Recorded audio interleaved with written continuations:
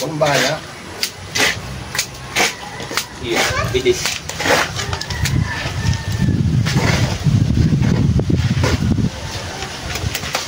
Nakakailang haligi ko pag sa maghapon. Nakakaisa lang, Kuya Paras. Ay, mahina ka. Bakit? Ako'y kalakasan pa eh. Kaya ko ang 6 na haligi. Ha? 6 na haligi ang kaya ko. Kain na ka. Oo! Ay, kahit siguro ikaw magpatagi-tagilid, lumuhot at dumapa, hindi mo kayang maghapon. Kaya ko ang 6 na haligi maghapon. Ano kaya, hindi kaya yabang yun? Ay, totoo yun. Naku ka. 6 na haligi, yung araw. Bawas-bawas Kuya Paras. Hindi na pwedeng bawasan yun, matikas na. Bakit titibagin pa natin yun ay kung babawasan natin. Ay, siya nga. Yan. Ito po yung magaling na mga sinisagmaw. Hindi lang po pagdatanim mga alam ito. Master po ito sa pagkantiro. Yan.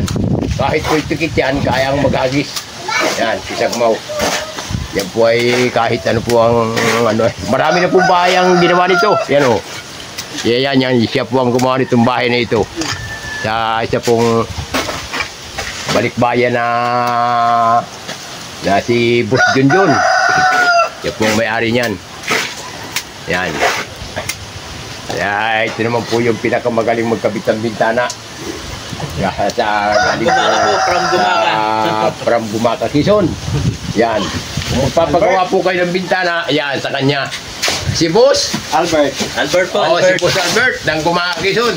Shout out na lang, pa-shout out kay Pinsang Unad, Ronald Abot. Yan. Kapit-bahay ko po yan. Yun. Ito po yung nagkakabit ng bintana. Murang-mura lang po ang isang bintana nito. Pagpapakabit po rito yung yung salamin, yung bubog. Ay, ayos. Marunong din po siya magkabit ng sasag. The best yan. Yan.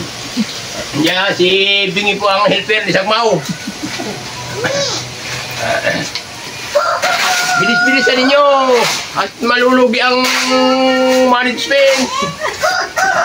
Nako. Ay, no, ako ay talaga ay 6 na haligi maghapon. 2 aking helper. Nako. Marat at magpapakapi ang may-ari ng bahay. Malamig.